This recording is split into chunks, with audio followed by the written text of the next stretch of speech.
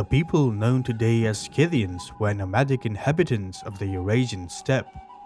Instead of constituting a unified and monolithic culture, the Scythians were actually a collection of different groups sharing similar customs and practices.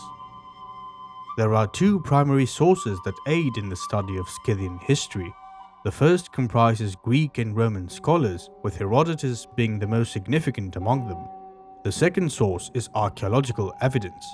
Since the Scythians were a nomadic people and therefore did not build permanent settlements, the majority of archaeological findings come from tombs known as kurgans, especially those belonging to individuals of high standing.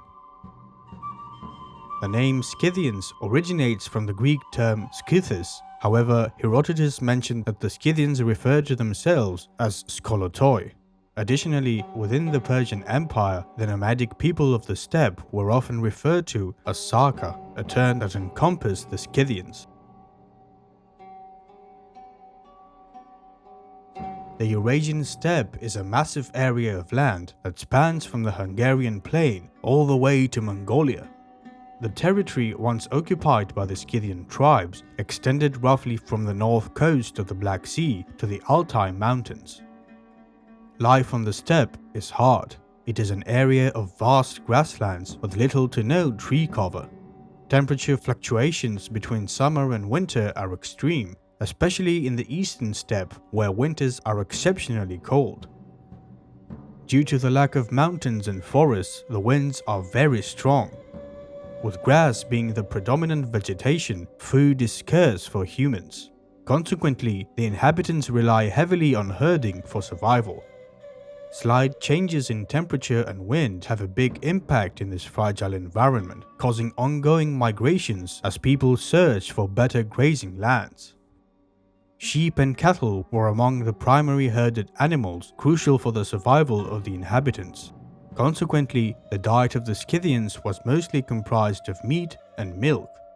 The absence of other food varieties was always a problem and would often lead to diseases and various other health issues. The horse was also very important in Scythian daily life and culture. Horses were first domesticated in the steppe around 3500 BC. This proved immensely beneficial, facilitating increased human presence in these vast, flat lands. Riding horses provided the necessary mobility across the expansive terrain, aiding in the management of the herds. For the Scythians and other nomads, horses were herded not only for transportation, but also for their meat and milk, similar to other animals. These horses were short yet robust breeds with exceptional stamina, speed and resilience to endure the harsh climate of the steppe. The Scythians used wagons to transport people, equipment and food. According to the ancient sources, these wagons also functioned as houses. The smallest of these wagons have 4 wheels, but some have 6. They are covered in with felt and they are constructed in the manner of houses, some having but a single apartment and some 3. They are proof against rain, snow and winds. The wagons are drawn by yokes of oxen, some of 2 and others of 3, and all without horns, for they have no horns owing to the cold. In these wagons the women live, but the men are carried about on horses, and the sheep, oxen and horses accompany them, and they remain on any spot as long as there is provender for their cattle, and when that fails, they migrate to some other place.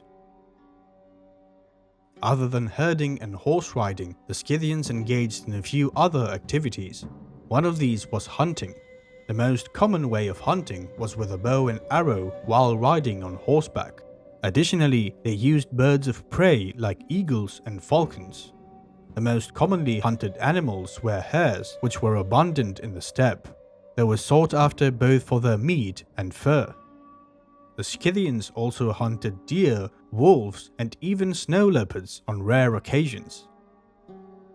Warfare was another predominant affair of the Scythians. They were extremely capable warriors, and as attested by the ancient scholars, many of the great powers in the Near East would employ them in their armies. All these activities, horse riding, hunting and warfare, were primarily undertaken by the men. The Scythian women were mainly responsible for child-rearing and tending to the flocks. However, there were exceptions to this rule, which we'll discuss later in this video.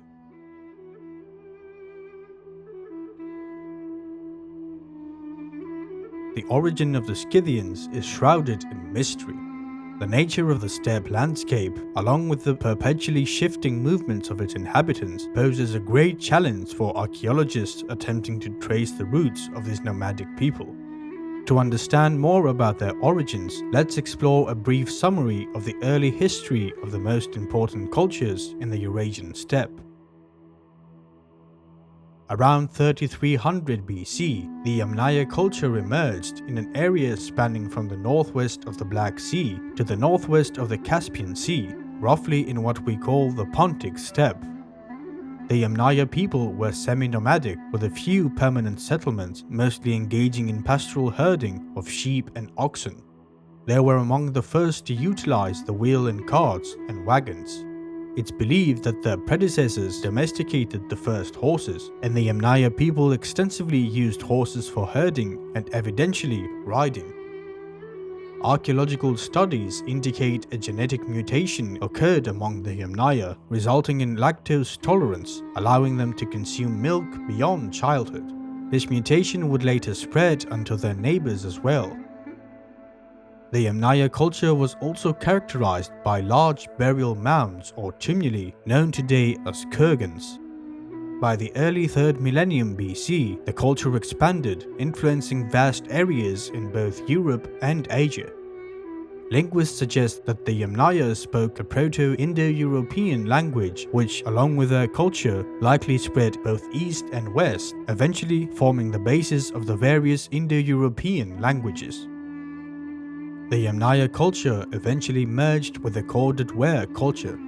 In time, a succession of various cultures emerged, notably among them the catacomb and Sintashta. The people of the catacomb culture, named for the distinct catacomb-style burial tradition, continued the nomadic lifestyle characteristic of the Yamnaya predecessors. Meanwhile, the people of the Sintashta culture maintained a semi-nomadic way of life, but also established fortified settlements alongside limited agricultural practices. The Sintashta people are often credited as the first to create and utilize the famous war chariots.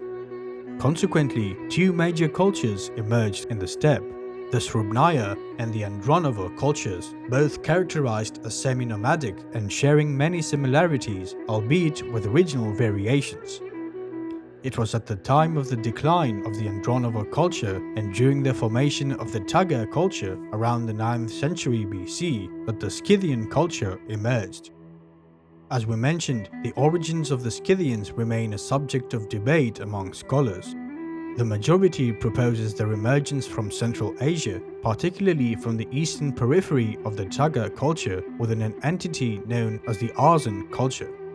This emergence was followed by subsequent westward expansion. The theory that the Scythians originated in the east and migrated westward gained support from both archaeological evidence as well as the historical flow of the steppe migrations, often favoring a westward direction. Scholars attribute this directional movement to the increase in lush and greener grasslands as one travels from east to west owing to more favorable climate conditions.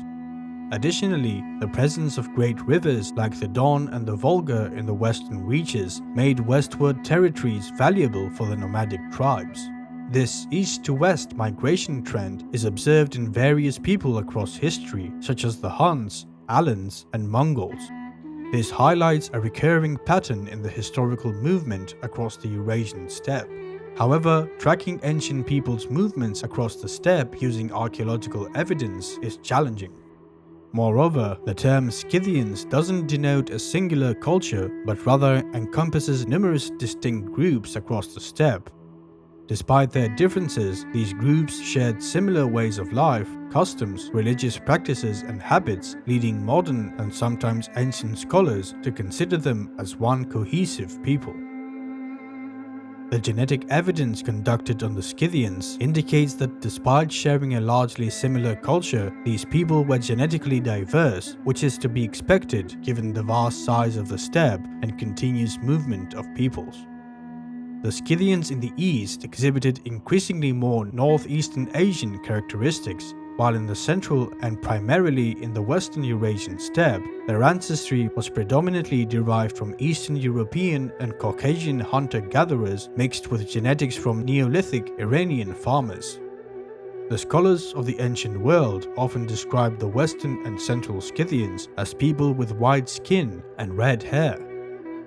The genetic studies proved that the emergence of the Scythians in Central Asia was not the rise of a new ethnic group, but rather the development of a distinct culture which evolved from preceding cultures. The Scythian people, led by a newly established class of warriors, undertook extensive migrations, conquering and assimilating various other nomadic cultures along their path. During the 8th and 7th centuries BC, the Scythians invaded the Pontic-Caspian steppe, driving out its inhabitants, the Cimmerians, another nomadic tribe. Subsequently, the Scythians established their presence in the region. The Cimmerians ventured south into Asia Minor, where they raided and pillaged the kingdom of Phrygia and cities such as Sardis, the capital of the Lydians, along with the Greek settlements on the western coast.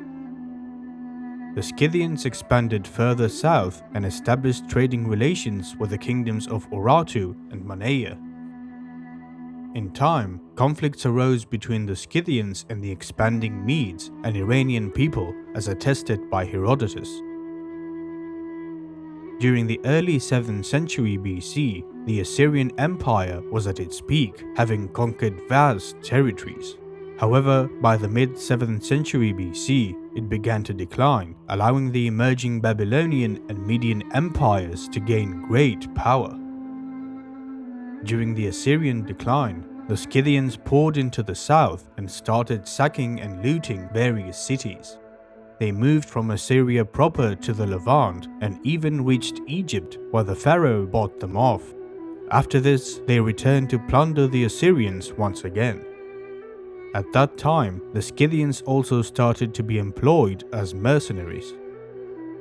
Ultimately, the Medes and Babylonians joined forces and, along with Scythian mercenaries, captured and sacked Nineveh, the capital of the Assyrian Empire, in 612 BC, signaling the end of Assyria's rule.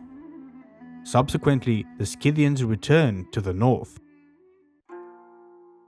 In the late 7th century BC, as numerous Greek cities began to be established along the northern shores of the Black Sea, a direct connection with the Scythians was formed. This contact sparked a thriving trade between the two cultures. The Scythians, controlling vital trade routes, offered furs, hides, horses, metalwork, and their abundant gold in exchange for Greek goods like wine, ceramics, and grains. This trade network contributed significantly to the economic prosperity of both the Pontic Scythians and the Black Sea Greeks. The contacts between the two peoples became so frequent and significant that a few decades later, Anarchus, a Scythian of royal descent, would spend a considerable amount of time in Athens. He later gained renown as the barbarian philosopher and was greatly admired for his wisdom. In fact, some of the ancient scholars occasionally listed him among the 7 sages of Greece. During the 6th century BC, Cyrus the Great, a noble of Achaemenid lineage, revolted against Median rule and King Astyages, subsequently establishing the Persian Empire. He then began a great campaign and expanded the empire unprecedentedly in both duration and territorial conquests. During his conquests, he encountered 2 Scythian tribes, the Saka Tigrakauda and the Saka Haumawaga. The former was brought into a vassal state, while the latter was fully subjugated. North of the Saka Tigrakauda dwelled the Massagetae, the people who were either Scythians or a distinct group with a culture and lifestyle similar to that of the Scythians. They were led by a warrior queen named Tomiris. Seeking to subjugate them, Cyrus waged a war against them. According to Herodotus, Cyrus met his demise in this conflict, prompting the Persians to retreat southward. However, other ancient writers dispute this account, claiming that Cyrus died of old age. The Persian Empire continued its expansion under the rule of Darius I, who led invasions into Europe, conquering parts of Thrace and Macedonia.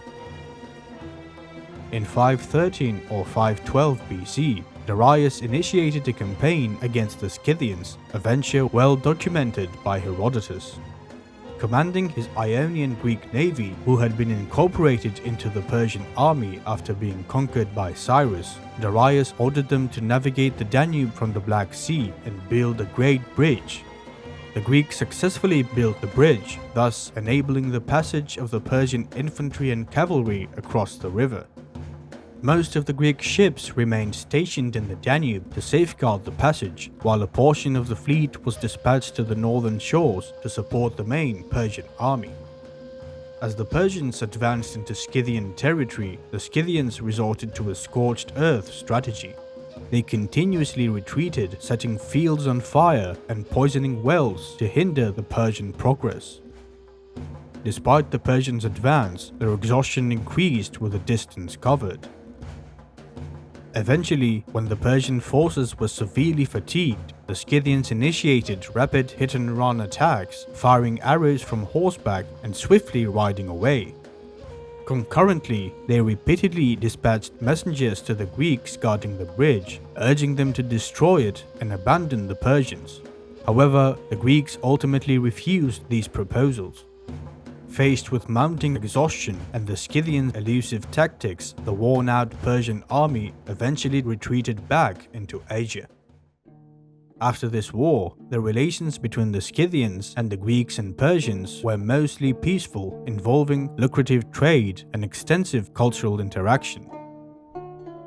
During the 5th century BC, the Scythians traded slaves captured in raids, including both Scythians and neighboring peoples of the steppe with cultures to the south.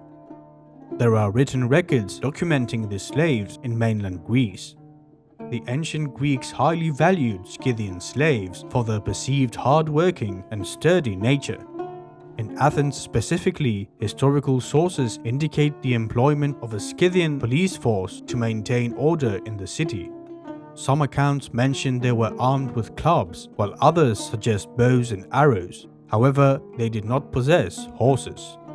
Moreover, there is evidence that Greek city-states occasionally hired Scythian riders as mercenaries to bolster their hoplite armies. During the 5th century BC, there is evidence that Scythian groups in the vicinity of the Greek world began growing wheat and millet, engaging in agriculture. This was done either by semi-nomads who both cultivated wheat and moved for pastures, or by fully established Scythians who no longer led a nomadic life. Herodotus mentions small Scythian tribes considered Greco-Scythians due to intermarriage and the blending of Scythian and Greek traditions. There is also evidence of Scythian and Greek intermarriage within the Greek cities of the Black Sea. However, further away from the Greek world, although they did adopt some Greek customs such as drinking wine from amphorae, they maintained strict nomadic lifestyles and looked down upon those who had abandoned their previous way of life. Around the end of the 5th century BC, a large number of Greek cities in the north of the Black Sea decided to merge and create the Bosporan Kingdom.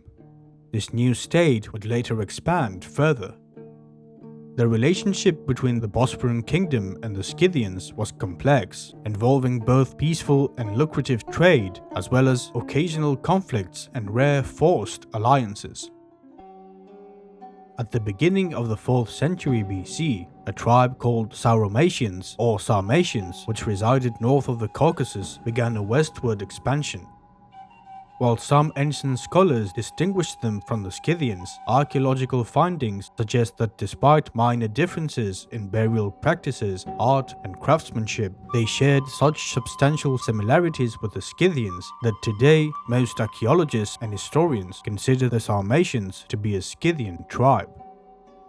It is believed that an elite faction of Sarmatians invaded the Pontic steppe, displacing the ruling elite and kings in the region, prompting their westward movement. However, the existing population and much of the cultural practices remained intact, with only the Sarmatian elite establishing themselves in their new territory. Around the middle of the 4th century BC, Philip II of Macedon began expanding his kingdom. Several years later, he conquered large parts of Thrace. In 339 BC, he battled the Scythian tribe and emerged victorious, taking many captives back to Macedonia. Following his assassination in 336 BC, his son Alexander the Great succeeded him and proceeded to conquer a vast expanse of land, effectively subjugating the entire Persian Empire. During his eastern campaigns, Alexander fought against numerous Scythian Sarker tribes in the regions of Chorasmia and Sogdia. Meanwhile, in the west, Scythian tribes came into contact with Celtic and Germanic tribes who were expanding eastward. Simultaneously, there was a rise in nomadic raids within the Pontic steppe, leading to some disruption of trade routes. As a consequence, the region's Greek cities outside the Bosporan kingdom experienced a rapid decline. During the early 2nd century BC, far to the east, following the collapse of the Qin dynasty in China and the subsequent rise and expansion of the Han dynasty, the nomadic group known as the Xiongnu Confederation increasingly clashed with its southern neighbors. This escalating tension prompted some Xiongnu groups to raid westward against other nomadic tribes, disrupting the fragile equilibrium on the steppe and triggering a domino effect of movement among nomadic tribes. The two primary tribes that were driven westwards by the Xiongnu were the Yuji and the Wusu. These two eventually displaced numerous Scythian Sarker peoples. As these displaced groups moved, some of them traveled southward to Iranian territories, while others invaded the Greco-Bactrian kingdom. Additionally, some established themselves near the Indus Valley. Initially engaging in plunder and the destruction of cities, they eventually transitioned to settled lifestyles, adopting either a semi-nomadic or fully established agricultural way of life. The same holds true for the Sarker tribes that inhabited the Tarim Basin in what is now Xinjiang Province, China. They adopted Buddhism and founded the kingdom of Khotan, which endured for 1,000 years.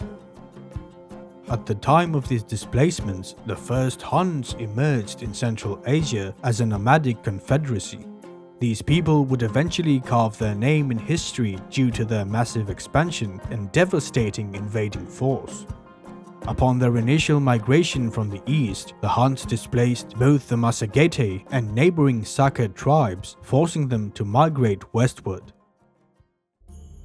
Meanwhile, in the west, the Roman Republic was increasingly expanding, and by that time, ancient Roman scholars could distinguish between various Sarmatian tribes such as the Roxolani, Yazigis, the Aozi, Syracuse, and Alani. In the late 2nd century BC, there is mention of the Roxolani attacking the Bosporan kingdom with a massive force. However, they were ultimately repelled. Subsequently, Mithridates VI waged a series of wars against the Bosporan kingdom and managed to make it a vassal state. As the Roman Republic expanded into Anatolia, the Romans engaged in numerous conflicts with the kingdom of Pontus, known as the Mithridatic Wars, during which some Sarmatian tribes fought alongside Mithridates. However, when Mithridates was defeated and killed in 63 BC, the Bosporan kingdom became a vassal state to the Romans, and eventually the Aozi tribe aligned itself with the Romans. A few years later, the Alani began pushing westward, triggering a displacement of the other Sarmatian tribes. From the 1st to the mid-4th century AD, the Sarmatian tribes engaged in a series of raids and wars against the Roman Empire, often in conjunction with the Dacians and the Germanic tribes.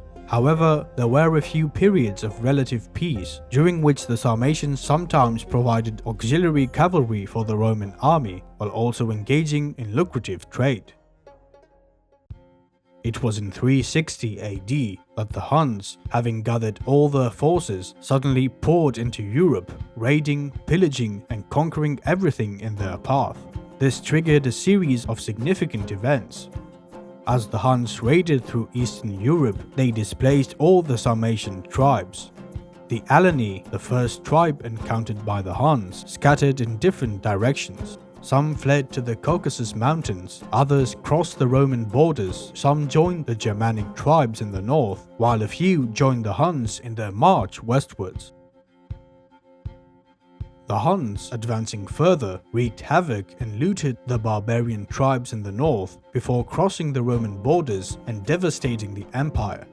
Ultimately, the Hunnic expansion, coupled with subsequent Germanic invasions, led to the collapse of the western part of the Roman Empire. Most of the Sarmatians were either killed by the Huns or assimilated into the Germanic tribes and the Roman Empire. The only remnants after the Hunnic expansion were the Alani, who migrated to the Caucasus. There, they managed to preserve some of their traditions while adapting to a new way of life in the mountainous region. Much later, during the Middle Ages, an independent state known as the Kingdom of Alania emerged, a long echo of the ancient Scythian and Sarmatian culture. Today, traces of the Sarmatian language can still be found in the Caucasus. The evolution of Scythian art over the centuries is fascinating. The large majority of Scythian artworks that have survived were found in burial mounds from Siberia all the way to the Carpathian Mountains. When the first excavations began, archaeologists were astonished by the intricacy and craftsmanship evident in Scythian artwork. The first phase of Scythian art emerged during the 9th and 8th century BC within the Arzan and Tagar cultures flourishing in Siberia and the Kazakh steppe. The vast collection of this area's artifacts can be broadly classified into three categories. The first comprises bronze and gold metalworks adorned with animals and animalistic motifs, predominantly depicting deer, alongside representations of other creatures such as boars and snow leopards. The second includes intricately crafted gold bracelets and various other forms of gold jewelry distinguished by their geometrical motifs. The third category includes petroglyphs depicting animals and scenes from Scythian daily life.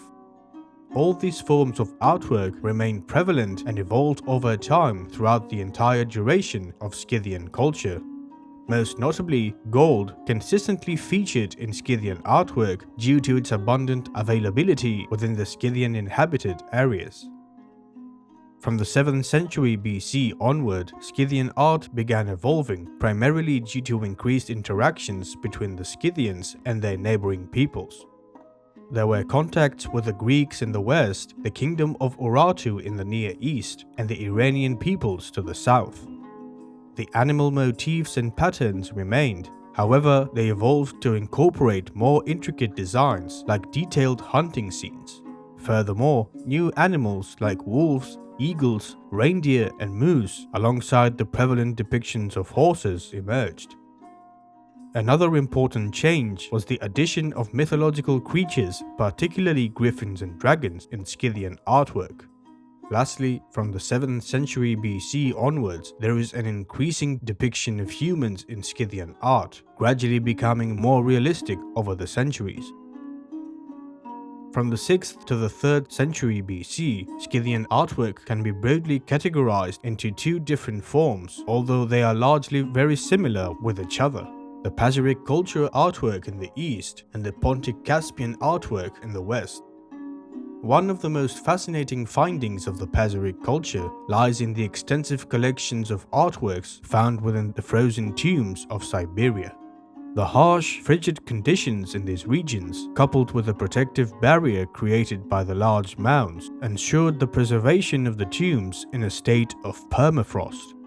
Remarkably, numerous organic materials have survived to the present day due to these conditions. This includes several fascinating pieces of horse gear, such as saddles, harnesses, and headdresses. It should be mentioned that archaeologists credit the Scythians with the invention and early use of saddles. The ones found in the Paseric tombs were crafted from wood and leather and often adorned with felt or cloth, displaying rich decorations. Horse harnesses, primarily made from wood and sometimes iron, were also intricately embellished. One of the most intriguing discoveries was the horse headdresses adorned with deer antlers. Equally captivating are the surviving wool and felt carpets. These textiles were either crafted by the Scythians themselves or were obtained through trade with Persian artisans. Finally, among the impressive array of artworks from the Paseric culture are the remarkably detailed gold pieces portraying animals. These artworks feature griffins, deer, and felines in elaborate forms. In respect to the Western Scythian culture, the findings in the Pontic-Caspian steppe, while lacking organic items due to the temperate climate, are equally captivating. There are two notable categories of these findings: the Kurgan stelae and the gold and metal artworks. The Kurgan stelae, also known as balbals, are upright anthropomorphic stone slabs placed near tombs and mounds. They were prevalent in the culture of nearly all nomadic cultures of the steppe. The Scythian Kurgan stelae of the Pontic steppe commonly depicted male warriors, often with moustaches and one hand on their sword. As for the gold and metal artworks, there are dozens of great findings. Some of the most notable include the Gaimonova mogular cup, the Solokha comb, the Sochnovka diadem, the Tolstaya mogular pectoral, and the Peredarieva mogular helmet.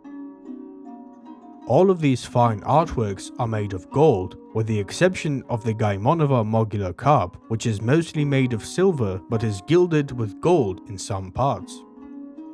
The evident Greek influence in these pieces strongly suggests that some were likely crafted by Greek artisans on the orders of Scythian kings and chieftains. Beyond their intricate designs, these artworks hold immense value as they vividly depict Scythians in their everyday life, offering glimpses into both their daily routines and their lives as warriors, providing insight into their enigmatic lifestyle. Over the centuries, Scythian art transitioned into its Sarmatian form, maintaining a focus on exquisitely crafted gold pieces. Through extensive interactions with various peoples, the Scythians notably influenced their cultures. This is particularly evident in Celtic and Germanic artwork. Finally, Scythian men, especially warriors, feature prominently in hundreds of artworks of other cultures like the Greeks, the Persians, the Medes, and the Chinese.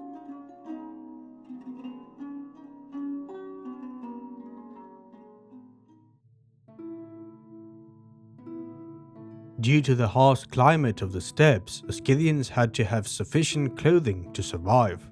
According to both ancient scholars and archaeological evidence, the everyday attire of the Scythians was as follows. They wore boots, long trousers, long-sleeved tunics, occasionally with a cloak fastened by a buckle over the tunic, and long pointed hats or headdresses. The materials for these clothes varied, but they were primarily made from felt, leather, and fur. In the frozen tombs of Siberia, where some organic materials have survived, were numerous pieces of clothing, much more elaborate as they belonged to royal men and women. They displayed vibrant colors, intricate motifs, and were often embroidered with gold and silver. Another significant discovery in these tombs is the presence of extensive tattoos on both men and women. These tattoos featured animals designed in the classic motifs of Scythian artistry. These animals varied widely, ranging from deer and felines to dragons, rams, and even fish. The purpose behind these tattoos, whether purely artistic, religious, or indicative of social status, remains unknown.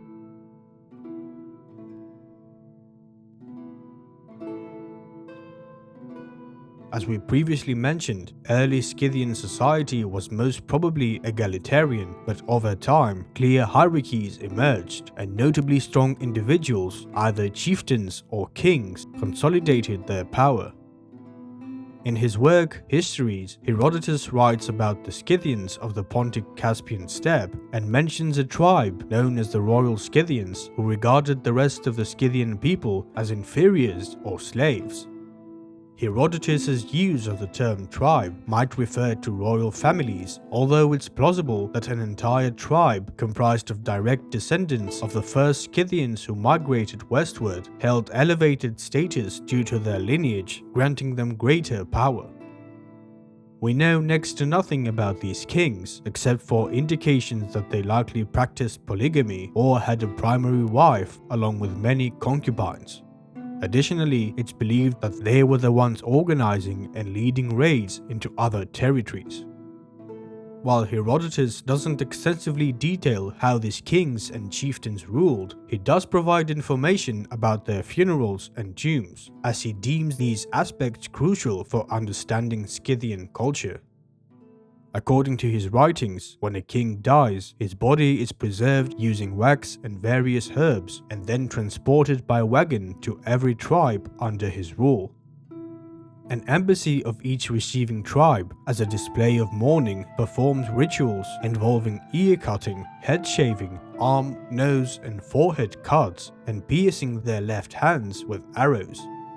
Finally, the king's body is buried in the area of the farthest tribe he ruled.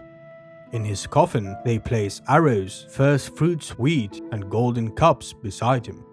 Then they sacrifice one of the king's concubine, his cook, his groom, his cupbearer, and his messenger, along with a number of horses.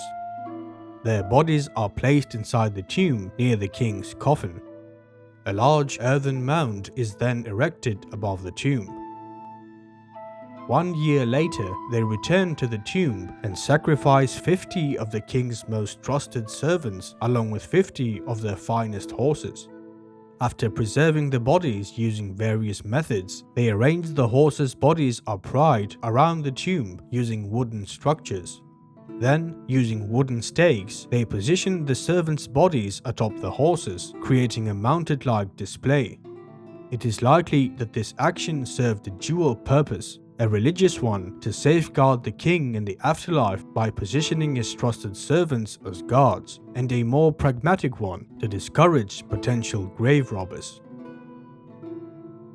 According to Herodotus, the funeral customs of the common people were much simpler. When someone passed away, they were laid in a wagon and carried about among their friends and family. During these visits, a feast would take place where the deceased was honored with as much food and drink as everyone. After a span of 40 days, they were buried. Following this, friends and relatives conducted a ritual where they washed their heads before entering an enclosed space. Inside, they burned hemp seeds and created a vapor bath. As we mentioned, the most important archaeological evidence of the Scythians and their culture comes from the thousands of tombs and graves that have been found all across the Eurasian steppe. While the majority of these have been plundered by grave robbers, a considerable number remains intact. Among these were the large tombs that contain the burials of kings. Although not all discovered royal tombs precisely match Herodotus' descriptions, examples like the Chertomlik tomb align closely with his accounts, confirming certain aspects of his writings. Having said that, we will now see some of the most famous royal Scythian tombs. One of the earliest burial sites is located in Siberia, close to the village of Azan within Russia's Tuva Republic. Amidst the great number of tombs or kurgans found in that area, the paramount historical significance is attributed to two specific ones known as Azan I and Azan II. The Azan I kurgan was constructed around 800 BC and is the largest among the Azan tombs. At its base lay a 5 meters square central grave pit within an 8 meter square grave chamber. Within the pit, which was roofed with logs, they discovered the remains of an old man and a young woman. Around them, in the grave chamber, lay the remains of 8 sacrificed guards and several sacrificed horses. Encircling the grave chamber was an extensive and intricate circular timber structure made of horizontally laid larch logs, forming a total of 70 rectangular chambers. Within those chambers were the bodies of 150 horses along with their gear and a small number of human bodies. Both inside the grave chamber and the massive wooden structure, numerous offerings were found. Surrounding the wooden structure was a circular stone wall covered by large stone slabs forming a platform. Above it stood a massive mound measuring 110 meters in diameter and 4 meters tall. Unfortunately, when the tomb was excavated, it had already been partially robbed. Nonetheless, archaeologists discovered many precious items, including several bronze artifacts and daggers, pieces of textile, and most notably, the famous bronze plaque depicting a curled feline. The Arzan II kurgan was constructed around 650 to 600 BC. Beneath the central area of the mound lay 2 square chambers. Evidence suggests that both had been previously dug out by grave robbers. Typically, robbers would steal gold and other precious items and leave, but in this instance, no human bones were found. This led archaeologists to theorize that the central chambers were deliberately created as decoys for grave robbers. This hypothesis gained support from the presence of several other burial chambers situated in other areas beneath the mound. The most opulent of these chambers remained untouched by grave robbers and was exceptionally lavish, densely packed with gold and other costly items. This specific burial chamber contained the remains of a man and a woman, both adorned with lavish gold jewelry and garments intricately embroidered with 2,500 golden panther figurines. Around them were thousands of beads and an array of gold items such as daggers and combs. Beneath the mound were also several stone-built cists in which the remains of royal servants, both men and women, were found. Additionally, there was a timber chamber that contained the remains of sacrificed horses. A total of 9,300 items were discovered in the Arzan II kurgan, the majority of which were made of gold. The mound of Arzan II was slightly smaller than that of Arzan I, measuring around 80 meters in diameter and 2 meters in height. Another renowned tomb was excavated in Issyk, situated in the Ili Valley in modern-day Kazakhstan. A total of 67 kurgans were discovered at that location, but unfortunately most have fallen victim to plundering by grave robbers. Among these tombs, one had its central grave already plundered, yet a side chamber beneath the mound remained untouched. This burial dates back to around the 4th to the 3rd century BC. Within lay the remains of a young individual aged approximately 16 to 18 years old. The gender couldn't be definitively determined by archaeologists. The clothing of the deceased was remarkably unique, consisting of red boots, trousers, a leather tunic, and a headdress, all in vivid red color. The tunic, headdress, and boots were lavishly adorned with gold artworks, with the headdress notably featuring intricate depictions of various animals like tigers, birds, and snow leopards. Additionally, the deceased wore gold jewelry and held a leather and golden whip in his hand. Hanging off the individual's belt were a sword and a dagger, both with exquisitely decorated sheaths. Another fascinating finding inside the tomb was a silver bowl engraved with an inscription. The text remains undeciphered. While several linguists have proposed interpretations, nothing conclusive has been established. The inscription on the bowl is likely written in the local Scythian dialect. The wealth and craftsmanship displayed in this burial shed light on the great power held by Scythian royals. It also highlights the remarkably advanced state of Scythian artwork, particularly in gold craftsmanship during that era. Given the grave's position at the side of the kurgan, archaeologists hypothesized that the central burial likely belonged to the king, suggesting that the body found in the side grave probably belonged to a member of the royal family. Hence it's referred to as the grave of the succor prince or princess due to the unspecified gender. Yet another very famous Scythian tomb is the royal kurgan, also known as the Kuloba tomb. Uncovered around 1830 AD near Kerch in eastern Crimea, this monumental tomb marked the beginning of Scythian archaeological studies, sparking a deep fascination that led to the excavation of thousands of tombs across the Eurasian steppe. Constructed around the 4th century BC, the mound of the site stands approximately 20 meters tall and spans 250 meters in diameter. Beneath this mound rests a substantial limestone structure featuring a grand entrance that leads to a tholos tomb room. This structure is remarkably reminiscent of the tombs of the Mycenaean kings in Greece. Archaeologists believe that the tomb was likely built by masons from the nearby Greek city of Pantikapium.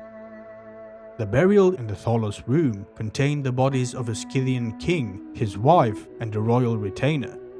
Among the impressive findings were a great amount of golden items, including the intricately made Kuloba brooch, plaques depicting Scythian archers, and 2 men drinking from the same horn cup, likely part of a brotherhood ritual.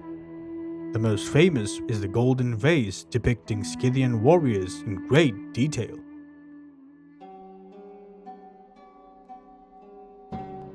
Scythian warfare took on 3 distinct forms. The first type involved raiding. Due to the harsh climate of the steppe and the continual search for fertile land, raids occurred frequently. A young warrior would gather a band of men and raid other groups to plunder livestock.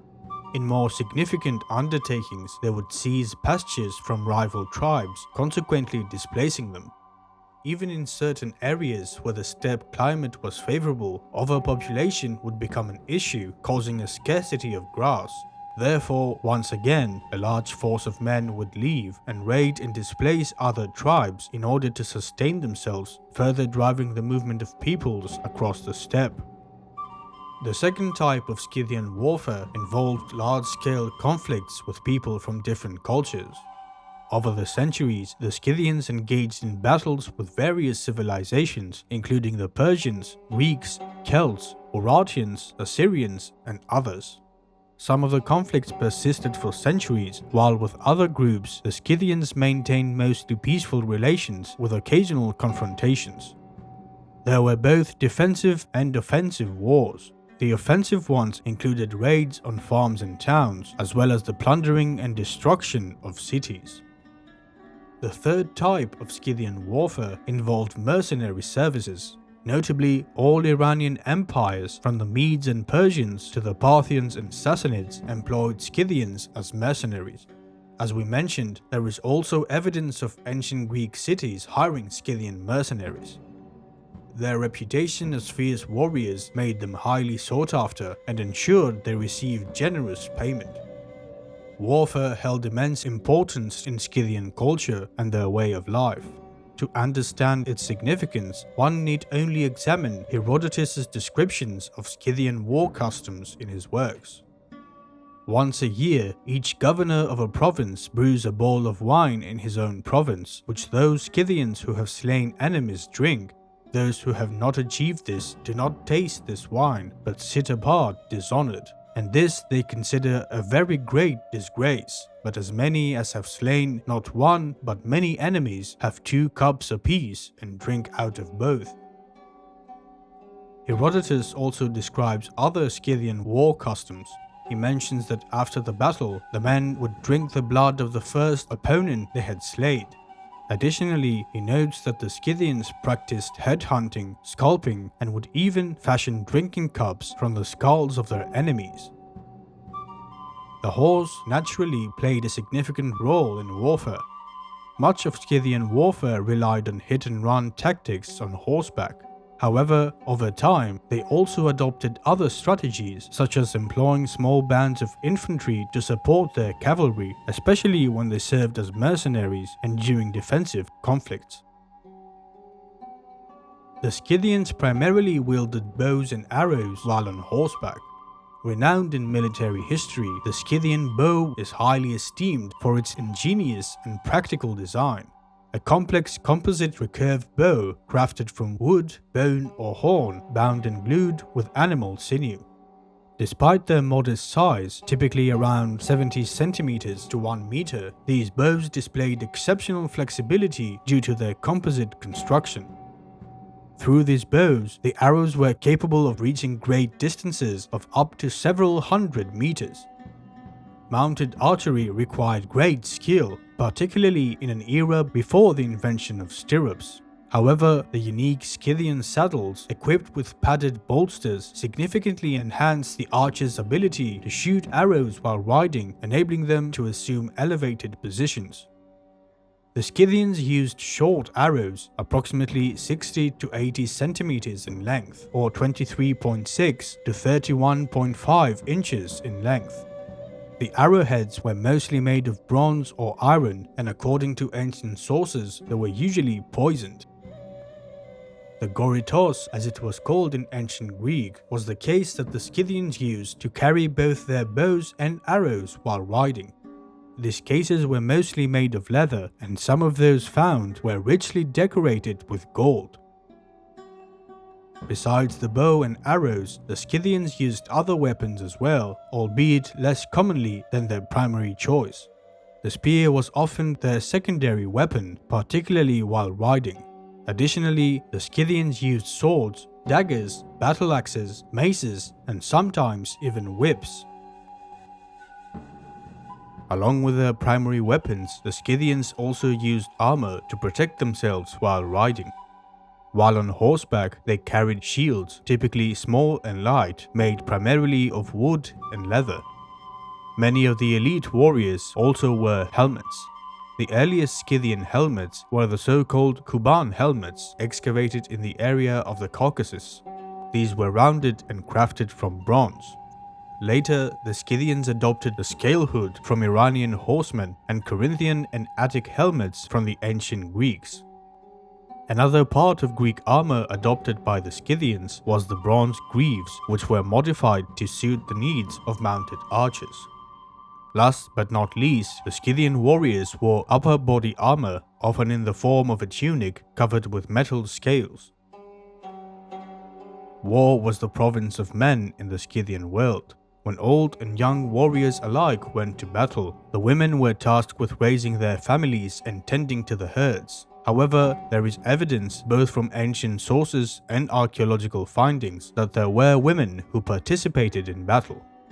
Ancient Greek writers in their works specifically refer to the Scythian tribe of the Sauromatae, who would later become the Sarmatians, noting that their women were raised as warriors.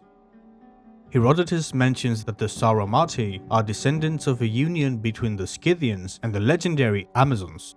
Both Herodotus and Pseudo-Hippocrates describe how the women of the Sauromatae were taught combat skills, went hunting, and fought on horseback alongside men. They mention that these women warriors retained their virginity and that only after killing 1 to 3 men could they marry. Pseudo-Hippocrates suggests that upon marriage, a woman would typically abandon the warrior and riding lifestyle, while Herodotus does not mention such a transition. Archaeological evidence further supports these ancient writings, with approximately 300 women warrior graves found throughout the region of the Pontic-Caspian steppe and the Caucasus.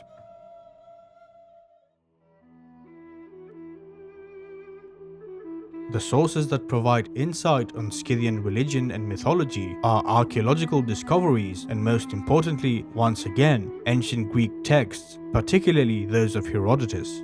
In his writings, he outlines the Scythian pantheon, a hierarchy of 7 gods categorized across 3 levels. Herodotus offers a bridge to comprehension by equating these deities with their Greek counterparts. At the top of the Scythian pantheon was Tabete, the goddess of fire and the hearth, whom Herodotus equates with the Greek goddess Hestia. In ancient Iranic beliefs, fire is intricately linked with creation and is associated with divinity and purity. At the second level were Popeus, the Sky Father, and Api, the Earth Mother, whom Herodotus equates with Zeus and Gaia respectively. Both were very important deities, and their bond essentially formed the foundation of the human world. It is also probable that they were the ones who gave birth to the four gods of the third rank: Argimpasa, Gertosiris, Heracles, and Ares. Argimpasa was the goddess of fertility, material abundance, and divination. Herodotus associates her with Aphrodite Urania, the celestial form of the Greek goddess. Gertosiris, on the other hand, is linked to Apollo. However, the specific attribute or domain of Apollo associated with Gertosiris remains unknown.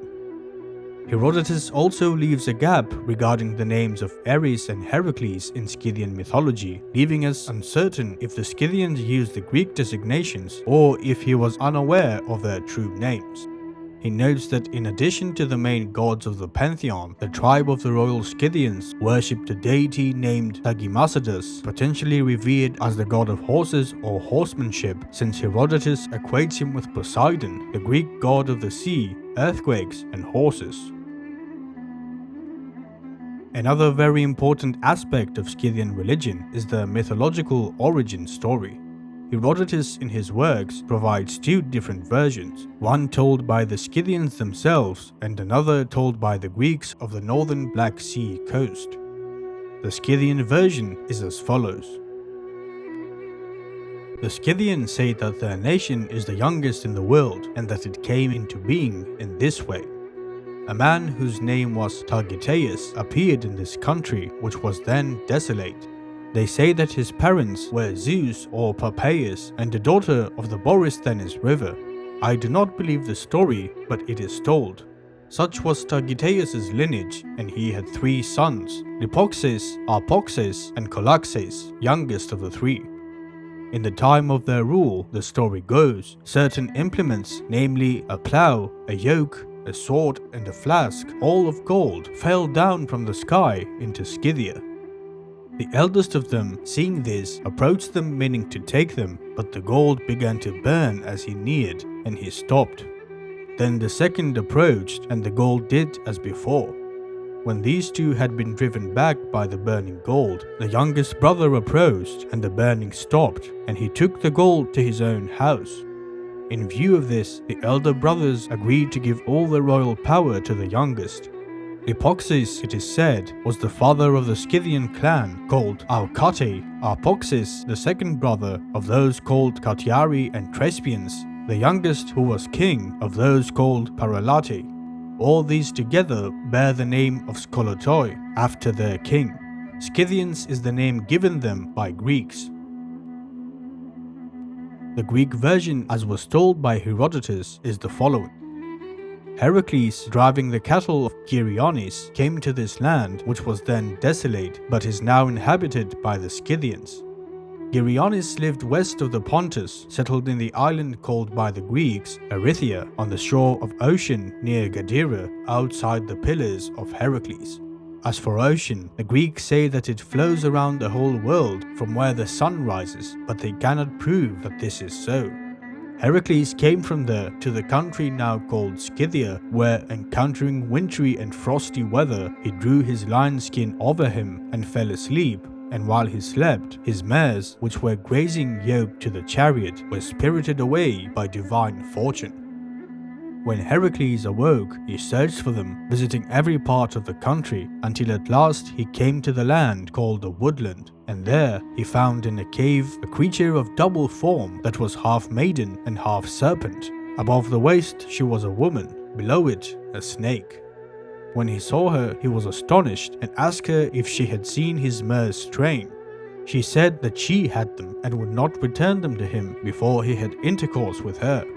Heracles did in hope of this reward, but though he was anxious to take the horses and go, she delayed returning them so that she might have Heracles with her for as long as possible.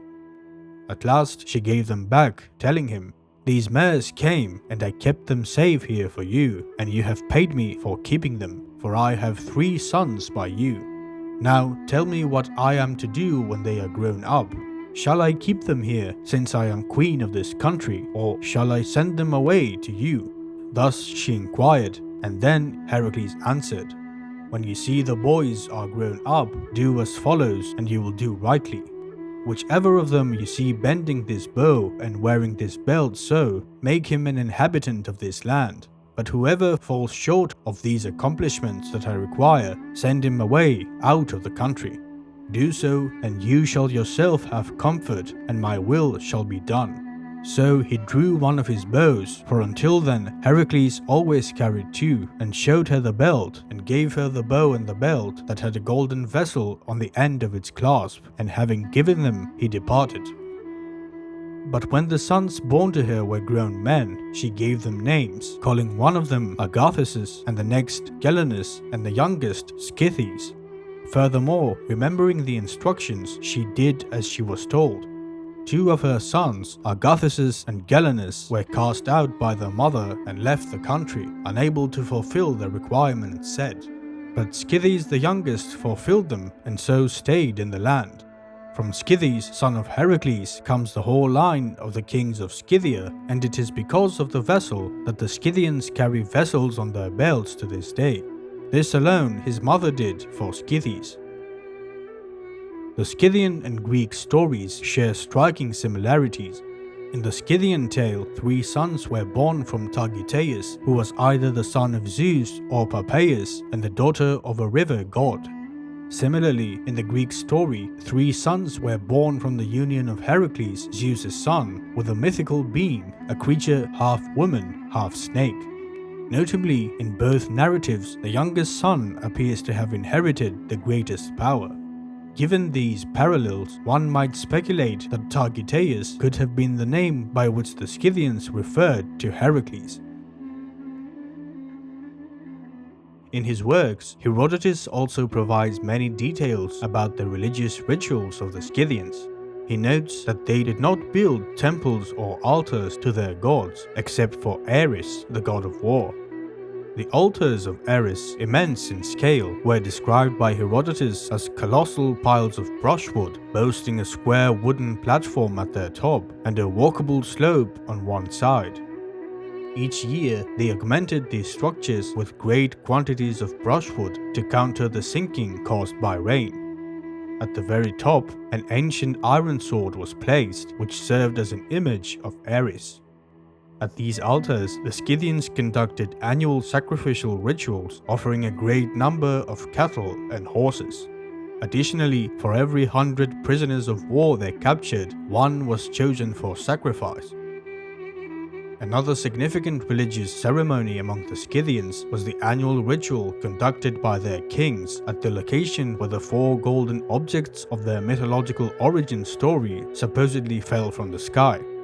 During this ceremony, the Scythians assembled and offered animal sacrifices near these revered golden artifacts safeguarded by the kings. Herodotus writes about an hereditary priesthood among the Scythians known as the Anares. These people were described as individuals possessing hermaphroditic traits, displaying characteristics of both males and females. It is speculated that the Anares possibly served Argimpasa, the goddess associated with abundance, fertility, and divinity. However, he also noted the existence of others who could foresee the future through different practices. One crucial aspect of Scythian religion was the royal hearth, the central fireplace within the king's dwelling. The Scythians believed that Tabete, the goddess of fire, watched over the king and his people through this sacred hearth. Many warriors would swear oaths before the royal hearth. It was believed that if the king fell ill, it would be a consequence of someone having sworn a false oath or violated their pledge. In such instances, soothsayers were consulted to identify the individual responsible for the false oaths. This process was extensive, and upon finding the accused guilty, they faced execution. However, if the accused was deemed innocent, the soothsayers, along with all male members of their families, were executed.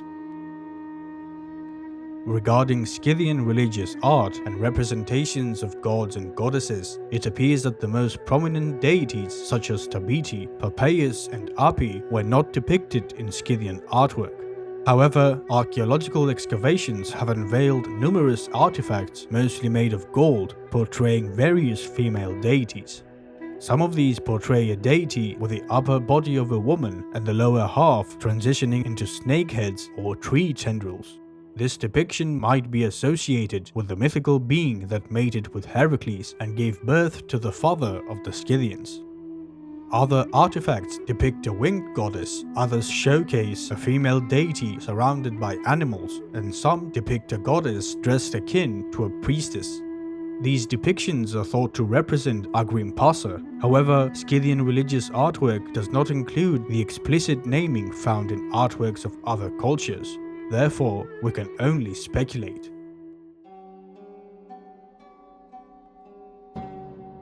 The Scythian language has long intrigued linguists worldwide. As we mentioned, the Scythians were a conglomeration of various peoples inhabiting the steppes who shared a common culture. It is theorized that they either spoke the same language with many different dialects, or perhaps different languages that were closely related. The Scythians themselves were not literate, and apart from the undeciphered Isic inscription, no other contemporary Scythian writings have been discovered. However, there remains a wealth of names of people, tribes and places, as well as a few Scythian words. These are primarily sourced from Herodotus, supplemented by numerous Greek inscriptions from the Black Sea and the Bosporan Kingdom, as well as Iranian cuneiform inscriptions from the Persian and Parthian empires. Drawing from these sources, the consensus among most linguists is that Scythian belongs to the Iranian language family, specifically within the Eastern Iranian branch. The names of their gods notably exhibit Indo-Iranian origins. Linguists commonly classify Scythian languages into two branches: Western Scythian, spoken by those inhabiting the Pontic-Caspian steppe, and Eastern Scythian, used by the Saga Scythians in Central Asia. The eastern variant of Scythian underwent evolution and assimilated various external influences until it gradually declined following the westward expansions of the Huns. However, the Saga tribes who established the Buddhist kingdom of Khotan preserved their language. Khotanese, a descendant of the Saga Scythian language, persisted into the Middle Ages, leaving behind over 2,000 inscriptions, predominantly religious texts. Through their study, it is evident that Khotanese belonged to an Iranian dialect, further reinforcing the claim that its predecessor, the Saga Scythian language, was also of the Iranian branch. Eventually, with the Turkic tribes' conquest of the Khotan kingdom, the language began to fade. As for the Western Scythian language, it transformed into Sarmatian and eventually diverged into the Alanic branch. Some surviving Eastern Roman Greek texts provide glimpses into the Alanic language that persisted in the Caucasus. The only known living descendant of the Scythian language is Ossetian, the ancestor of the Alanic language, which is still spoken today in the Caucasus Mountains.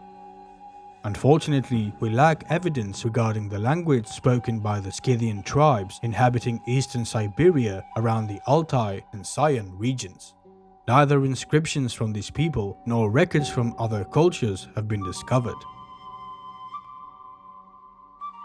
The Scythian people, despite often residing on the fringes of the great powers of the Near East and Europe, influenced many cultures and peoples throughout the ages.